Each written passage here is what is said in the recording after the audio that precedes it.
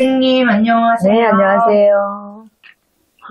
오늘은 부부 궁합을 보려고 하는데, 남자분 거는 생년월일이 다 있는데, 여자분 거는 생년. 나이만 얘기해. 그렇게 괜찮죠?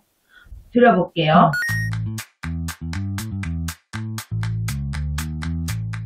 남자 박씨이고요. 박씨.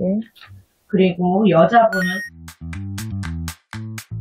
그리고 성씨는 이씨인데, 결혼은 2020년도에 한 부부입니다. 20년도에.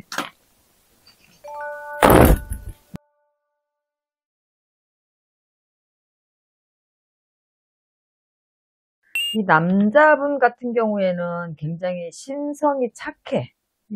근데 보여주고 싶은 거, 자랑하고 싶은 거, 뭐 잘난 척하고 싶은 거 이런 게 되게 많으신 분이야. 그래서 상당히 그런 걸로 조금 애를 많이 쓰시는 분이다. 이렇게 보면 되고, 예술 분야에 어떤 좀 비범한 능력이 있어. 이분 같은 경우에는. 그래서 굉장히 경쟁력도 두루두루 갖추신 분이고, 또 마당발이야. 여기저기. 날카로운 판단력, 아이디어, 뭐 창의력, 이런 탐구욕 이런 것들이 굉장히 강하거든. 잠시도 가만히 안 있고 굉장히 부지런해. 굉장히 또 성실하고 낙천적이고 어떻게 보면 이상주의 이런 사상도 좀 가지고 성향도 가지고 있고 호탕하고 씩씩하게 보이지만 어떤 면으로는 굉장히 불같은 성격이 좀 있어서 우욱하는 게 되게 많거든. 그래서 이 화를 잘 다스려야지. 그렇지 않으면 인맥 관리, 대인관계에서 문제가 좀 생길 수 있다. 이분 같은 경우에. 성공하는 사주라고 봐야지. 어차피 이 사주는. 재물복도 말년으로 가면서 굉장히 더 좋아지는 운기니까. 혁신적으로 조금 사업성도 가지고 있어, 이분이. 그래서 크게 이름을 알리거나 할 일도 분명하게 있거든, 이 사람이. 근데 다 좋은데, 아까 이제 88년생 여자분이 지금 무진생의 지금 아내분이라고 얘기를 했는데, 이 배우자궁이 좀 편안하지가 않네. 사실상 자식궁도 인연이 좀 희박해. 그래서 어렵게 가지게 되거나 안 그러면 좀 무자식일 경우가 있겠다, 내가 볼 때는. 이 아내궁 같은 경우에 보면 지금 용띠신데 21년서부터 시작을 해서 이분은 운기가 꺾여 있어. 그러니까 22년도, 23년도, 24년도가 이 삼재였는데 이 시기는 무조건 몸을 칠 수밖에 없어. 몸을 치는 흉액이 있단 말이지. 그러니까 어딜 크게 다치시거나 아니면 크게 아프거나 하실 수밖에 없다라는 거지. 이 박씨 대주를 보면 백호대살이 있거든. 굉장히 강하게 드는 시기랑 맞물렸어. 이분들이 언제 결혼했어?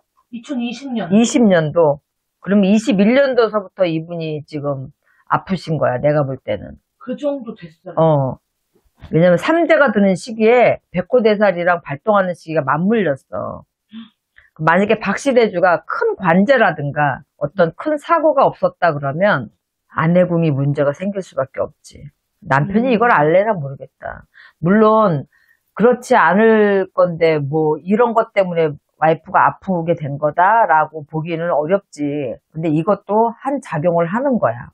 이제 원래도 어디가 안 좋으셨을 수도 있겠지만 이분이 뭐 어디가 아픈지 모르겠지만 원래도 안 좋았던 부분이겠지만 우리가 상문이 들어도 내가 안 좋은 부위를 치거든.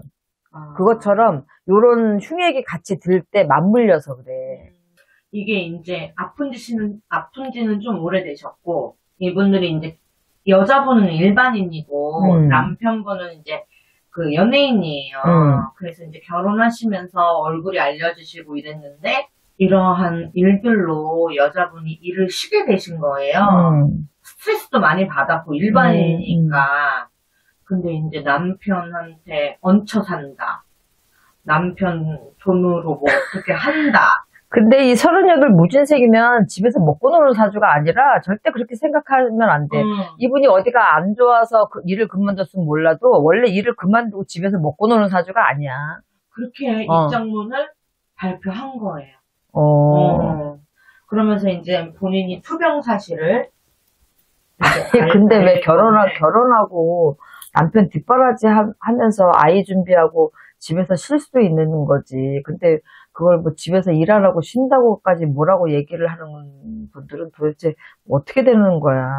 그러니까 요즘 왜 이런 악플들을 네. 너무 이런 사생활적인 부분이나 개인적인 부분에까지도 참여를 하고 막 너무 악플이라 그래서 어느 정도 선을 좀 지켜야 되는데 요즘은 너무 선을 지키지 않으셔서 그게 참 문제다. 이런 거 보면 막 마음이 아파요. 이 본인들은 막 살이 발발 떨릴 것 같거든요. 그렇지. 근데 뭐 본인들 개인 사정을 다 이루시리 얘기할 수도 없고 왜 그러셨을까들. 이분은 지금 이제 항암 치료하고 이러고 있기 때문에 아이를 가질 수가 없는 상황이라서 이분은 남자분은 박성광 씨 개그맨.